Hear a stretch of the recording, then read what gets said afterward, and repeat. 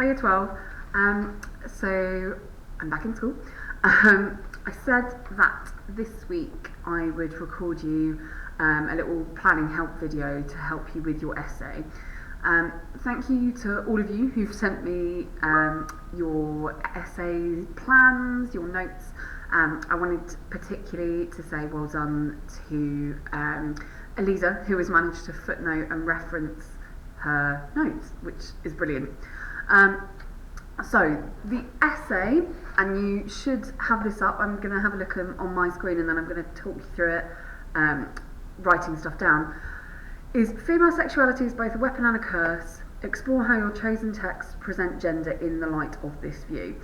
And I've uploaded on Frog the question and the mark scheme, and then there's also some ideas underneath. So the first thing I'm going to do, now I'm going to move my camera. If this all goes wrong, I apologise. Look at how weird and empty it is. Oh, strange. Right, so you should hopefully be able to see me writing. Let's hope that this goes right. Okay, so female sexuality. Move that so you can actually see. This is why I'm not built to be a YouTuber. Female, that's not helping at all, is it? Come on, Brooks.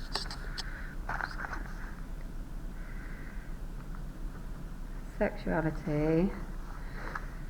And we're going to have weapon and curse. So, where it says that it's a weapon, we're thinking about being used as a positive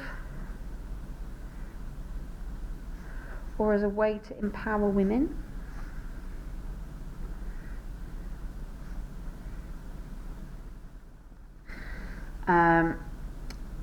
Perhaps as a mode of self-expression or independence.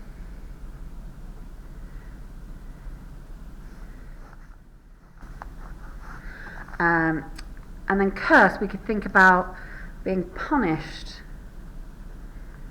for engaging in sexuality.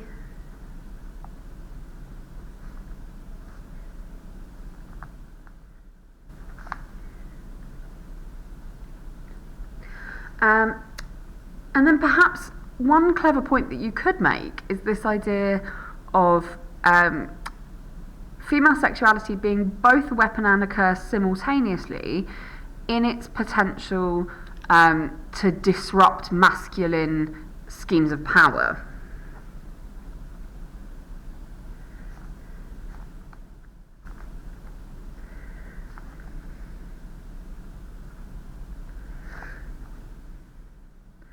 Okay, so I've had a little think about my points here. Now I'm going to think about what evidence I'm going to include from Malfi and what evidence I'm going to include from Rossetti. So we'll start with Rossetti. Now, I think the three obvious poems here are Goblin Market, clearly. I'm writing in purple for Rossetti. Also, Maud Clare. And then Sir Louise. Let's see that. So, Goblin Market.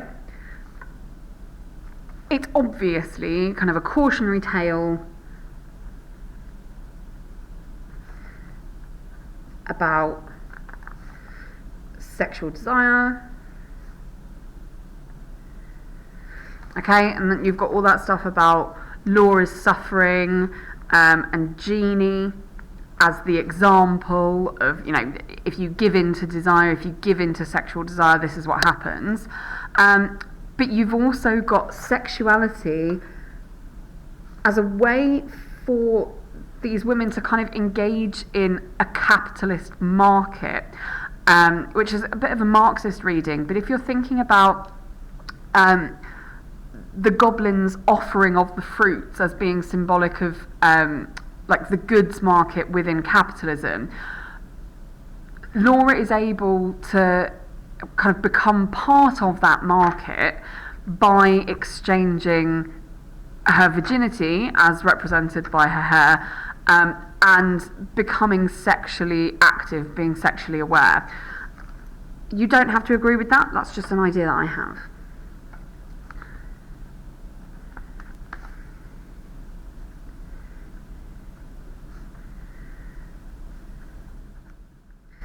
Another thing that you could look at in Goblin Market is the idea of that sexual experience providing a kind of catalyst for that relationship between the sisters.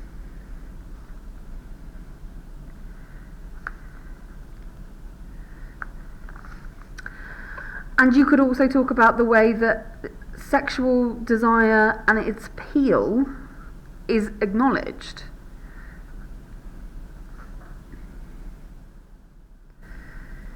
You know, Rossetti doesn't present sexual desire as being this absolutely horrendous thing that no one should ever, doesn't present sexual desire as being this horrendous thing that no one should ever engage in. She does kind of recognise that there is something appealing about sexual desire, and you can see that in the really kind of luxurious, detailed description that she goes into when she starts to talk about the fruit. And then again, when Lizzie uses her sexuality to rescue her sister, you could say that sexuality there is like a weapon. In that long, extended passage about quite unpleasant passage about the goblins kind of pushing their fruit into Lizzie's face, and the face becoming kind of saturated with those juices, and how it's, you know, she is able to resist, but in order to save her sister she still has to use her sexuality, or the goblins' perception of her as a sexual being, to achieve the means in order to rescue her sister. That kind of pseudo-rape description that's in the poem there. Okay, so back to Rossetti. We're going to do more Claire now. So, zoom in a bit more for you. There we go, that's better. Right, so Maud Clare, you've got the image of the fallen woman as queen. You know, she's engaged in sex before marriage.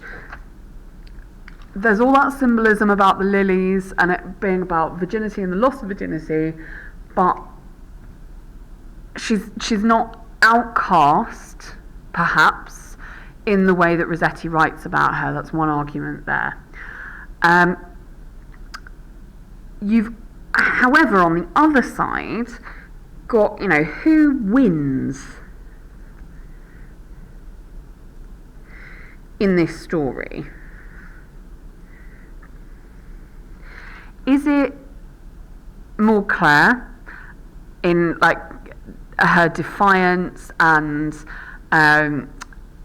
almost the nobility that defiance gives her, or is it Nell, who, despite the fact that we kind of feel that she's a bit of a drip, you know, she is the one who wins effectively within Victorian society. You know, she's the one who has done what she's supposed to do, and therefore she's the one who gets the marriage, and she's not cursed by having engaged in sexual desire. Sir Louise as well, I would look very obviously at this idea about desire has meant that she now is trapped. You know, she is in a nunnery because she has been a mistress, and make sure that you look up the context for that one. You also want to look at the recognition of the appeal of desire.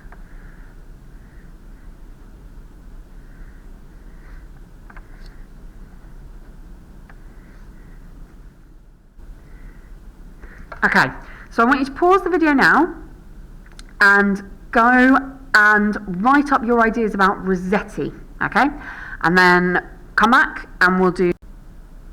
Hello, hopefully everyone's done the Rossetti, you know, made all your little plans, and now you've come back with your brain engaged and we can look at Webster. So, your big characters to look at in Webster are the Duchess, obviously, and Julia. And here we can look at the way that both characters, they are foils, remember?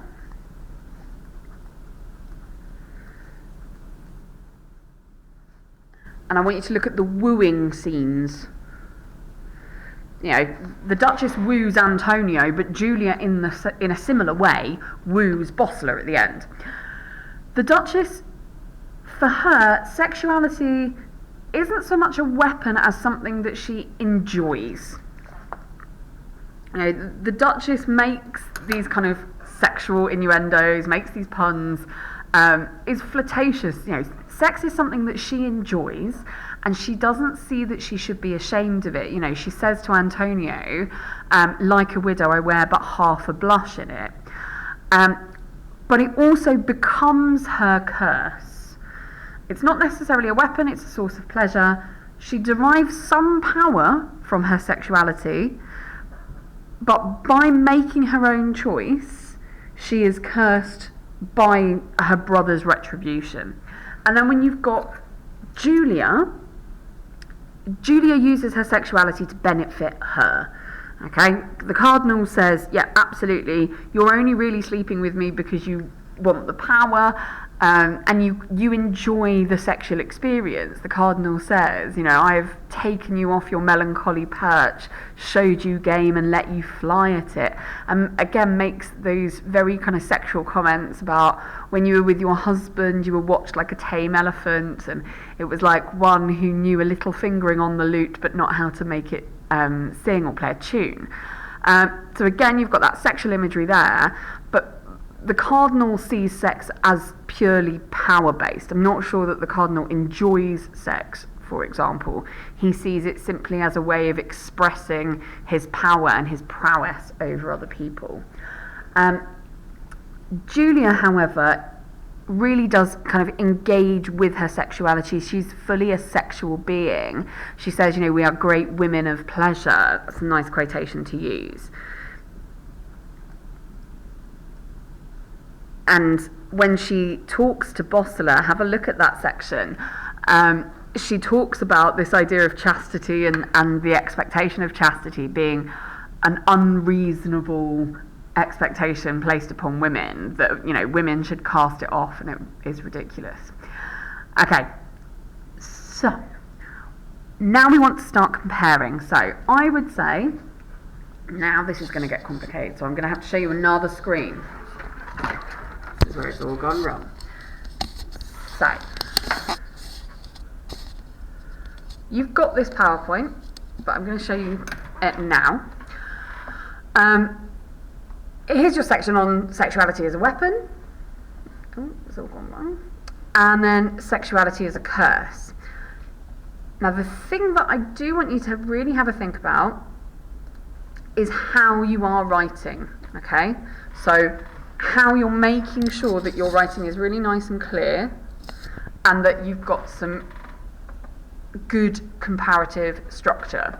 So, your introduction should start with your dominant assessment objectives, which, if you can remember, is AO3, which is your context. So I've given you an essay structure, and here it is. It's coming up on the board for you.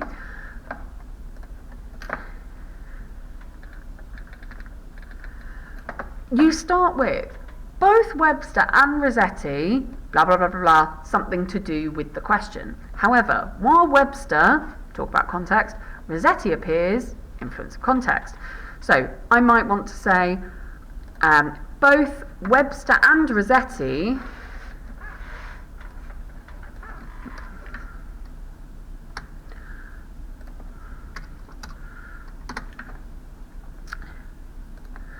present women's, or explore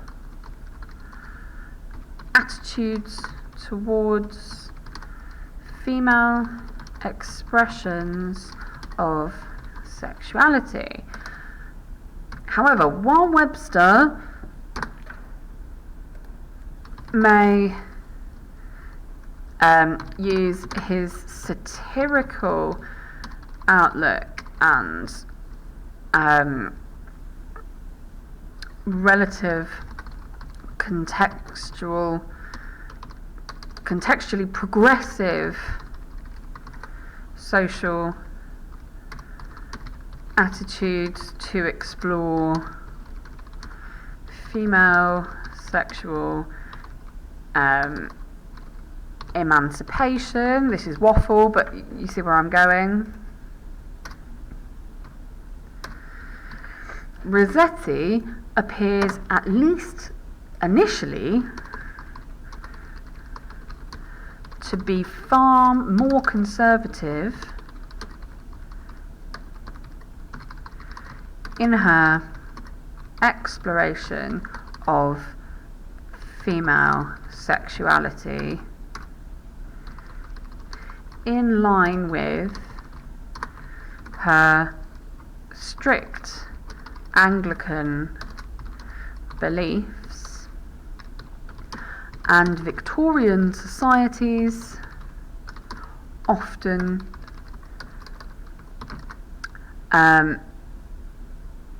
puritanical, I'm going to go because I like a nice word, attitudes towards sex. I don't know why sex is in capitals there, it shouldn't be. So, you've got this thesis statement. Then I would structure your paragraphs looking at it. So, like, both Webster and Rossetti explore the ways that sexuality can achieve social power. And then you can look at Malfi, and then you can look at Rossetti, and then draw it together. The other thing that would be really useful here, if you're thinking about your essays, you know, for Rossetti, yes, she appears really, really conservative. She does appear like, you know, sex is bad, God is great, all of that, you know, I hope I can die so that I can be with God. However, you could argue differently. So you could say it's not uncommon to find traces of subversiveness in Rossetti's apparently conservative statements on gender roles. Good old Avery there. So you could say that, linking back to our introduction here, she appears to be more conservative in line with her Anglican beliefs. Oh my God, what is going on with that apostrophe? And Victorian society's attitude towards sex. But then later on you could say, well, although she appears to be very conservative, actually there are moments where blah, blah, blah. So, both writers do this. Okay? Rossetti is not political or satirical like Webster, you know, and this is what we're saying in the introduction. She looks at her devotional belief, her understanding that the fallen woman depicted biblically is not condemned, but instead through her redemption is elevated and praised for her strength and commitment to God. And that, you've got a nice obvious link to take you to Rossetti's own context.